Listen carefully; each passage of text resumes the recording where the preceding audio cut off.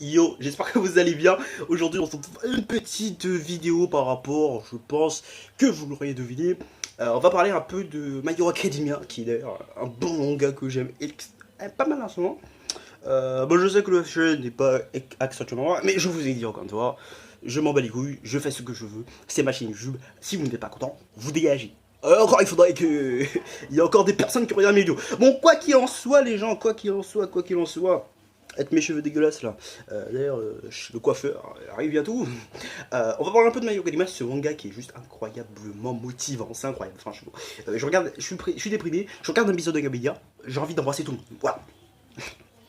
Donc voilà, ce manga il est juste incroyable. Voilà, j'ai rien à dire, il est incroyable. On va faire le débrief des derniers épisodes. Par rapport à la saison 1, saison 2, saison 2. D'ailleurs, je vous dis direct, mon méchant préféré de cette saison, enfin de My Hero Academia, l'un des mes méchants préférés maintenant, de tout manga confondu, c'est Stein. Stein, il est vraiment incroyable. Il est incroyable ce mec, c'est fou, c'est wow. Ouais, Stein, il est incroyable. Enfin, il est badass, il a le sens, il est magnifique. Oh, franchement, tu vois, Stein, c'est le genre de perso que tu peux pas oublier tout de suite. Tu vois, même quand t'es adulte, etc., Stein, tu peux pas l'oublier. Il est incroyable. Enfin, franchement, Stein, c'est waouh. Non, franchement, je le kiffe, je le kiffe. Bon, quoi qu'il en soit, au début, j'appréhendais un peu mal, je vous avoue, My Hero Academia, tout simplement parce qu'il y avait Izuku qui se pétait le bras à chaque fois qu'il disait son pouvoir. C'est quoi ça? T'as pas envie, c'est pas motivant. Après, il a commencé à maîtriser son pouvoir, etc. C'était un peu plus intéressant. Donc voilà, quoi qu'il en soit, c'était cool. Ensuite, avec quoi d'autre?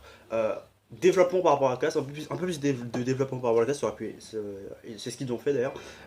D'ailleurs, j'aimerais bien qu'ils développent un peu plus le mec, je sais plus comment il s'appelle, Iki, enfin le mec qui maîtrise la foudre là, enfin j'aimerais bien qu'il développe un peu plus, parce que je pense que s'il ne le développe pas, il y a une bonne raison. En vrai, je pense qu'il y a un traître, honnêtement.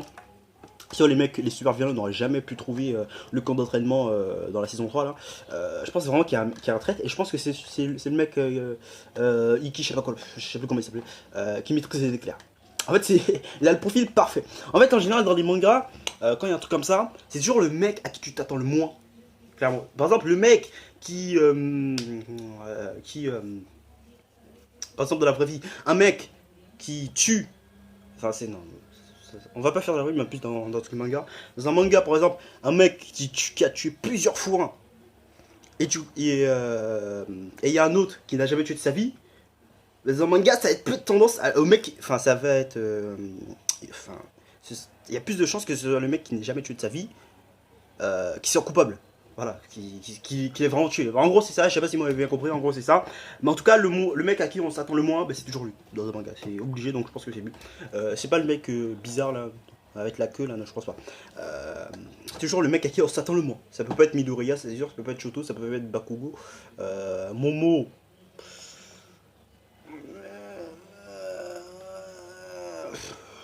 Momo.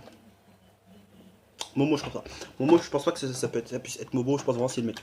Parce qu'il a un pouvoir de fou. En fait, juste son pouvoir me dit waouh, c'est pas possible. Ça veut dire que Koshi, je crois qu'il s'appelle comme ça, il a pris tout, à contre-pied, la définition de puissance, et les a fait je vous nique. Il les a fait je vous nique. Il a fait comme ça.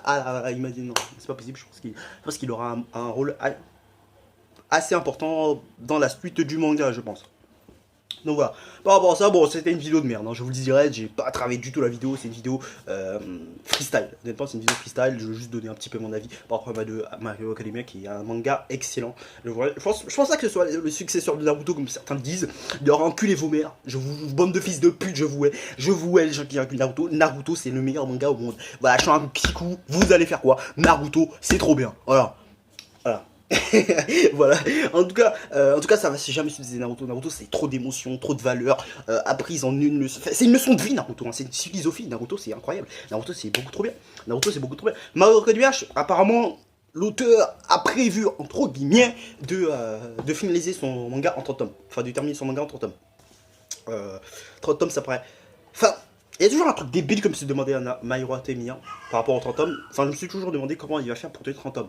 À partir du moment où il a dit ça, je me suis dit, oh putain, l'histoire elle est bancale, tu vois, il n'y a pas assez. Mais en fait, il y a un truc débile que dans l'anime pour l'instant, ils n'ont jamais expliqué. Et d'ailleurs, le manga, je suis en train de rattraper, je suis au tome 13. Non, pas 13, 12, je crois. Juste après le combat d'Almighty, c'était le tome 11. Il était magnifique, j'ai la page quelque part là-bas. Là. Il est incroyable, il est incroyable. En tout cas, je me suis toujours demandé pourquoi on voit que des mecs au Japon. Enfin, ça me paraît logique. Le symbole de la paix, c'est peut-être le symbole de la paix du Japon, pas forcément des autres pays. Il a jamais expliqué ça. Ça se trouve, la suite de My Hero Academia, ça va être d'aller dans des voyages scolaires, dans d'autres pays, etc. Découvrir les super-héros, les symboles de la paix qui sont là-bas, etc., etc. Parce que juste All Might, ça me paraît un peu gros, hein, quand même. Enfin, du monde, symbole de la paix du monde. D'ailleurs, ils ont jamais vraiment précisé si c'est du monde ou seulement du Japon. Ils ont juste dit symbole de la paix, en général. Je pense que c'est plus du Japon. Parce que si. Parce qu'au Japon, en fait, on a déjà tout vu, en fait. Enfin, non, sérieusement. À part des super méchants, etc. À moins qu'on ait zappé, mais. Voilà, il y avait Stein, voilà. À moins que l'association des super vilains qu'on voit actuellement est vraiment, vraiment, vraiment minable, tu vois. Et qu'il y a vraiment le supérieur. Mais ce serait cool qu'on voie dans d'autres pays, etc. On découvre les méchants qui sont là-bas, etc. Ce serait sympa, Moi je dis ça, je dis ça, genre, mais en fait, s'il fait ça, il se garantit au moins d'aller jusqu'au 80 tomes. Hein. Non, sérieusement, il se garantit. Enfin, il est garanti d'aller jusqu'au moins 80 tomes. Donc voilà. J'espère qu'il va se diriger vers là, mais je veux pas qu'il fasse un manga trop long, parce que sinon le scénario va en pâtir, hein, clairement. Ça va toucher le scénario, comme je vous dis. Ça risque les propos de fond vont être assez longs à mettre en place, etc. Donc j'espère pas.